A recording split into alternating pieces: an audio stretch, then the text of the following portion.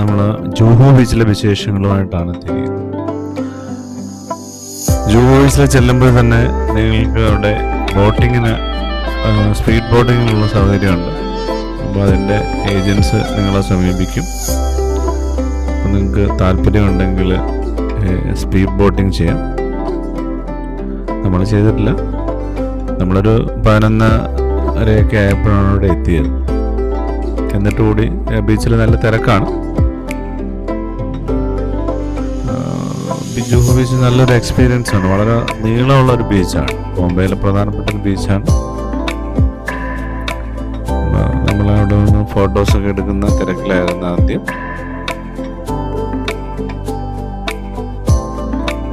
അദ്ദേഹത്തിനെ കണ്ടോ? മലമ്പുഴ ദ്വീപ് എന്ന് പറയുന്ന സിനിമയിൽ അഭിനയിച്ച ജയകുമാറാണ്. നമ്മുടെ കൂടെ ട്രാവൽ ചെയ്യുന്ന ആളാണ്.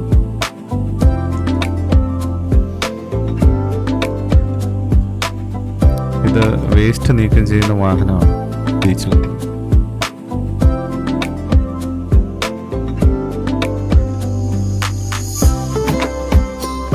നിങ്ങൾക്ക് ഈ ബീച്ചിൽ നിന്ന് നേരെ നോക്കുമ്പോൾ അവിടെ ഈ റിഗുകളൊക്കെ കാണാൻ പറ്റും.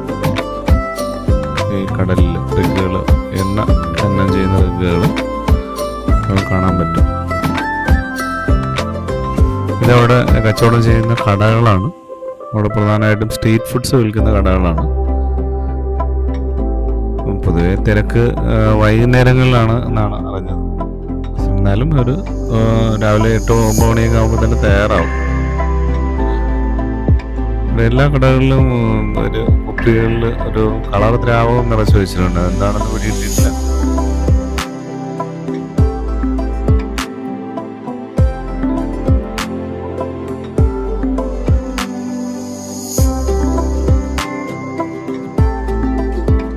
ഏകദേശം ഒരു 1.5 മണിക്കൂറോളം അവിടെ സ്പെൻഡ് ചെയ്ത് അത് കഴിഞ്ഞ് നമ്മൾ തിരിച്ചു പോകാൻ തീരുമാനിച്ചു. നമ്മുടെ അടുത്ത യാത്ര ഷാരൂഖ് ഖാൻ്റെ വീട് കാണാൻ വേണ്ടിയായിരുന്നു.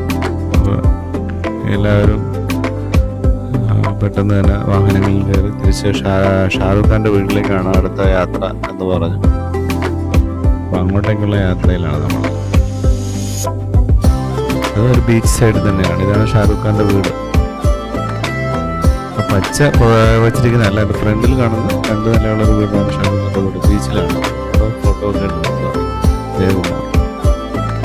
നമുക്ക് അടുത്ത വീഡിയോയിൽ കാണുന്നതാണ്.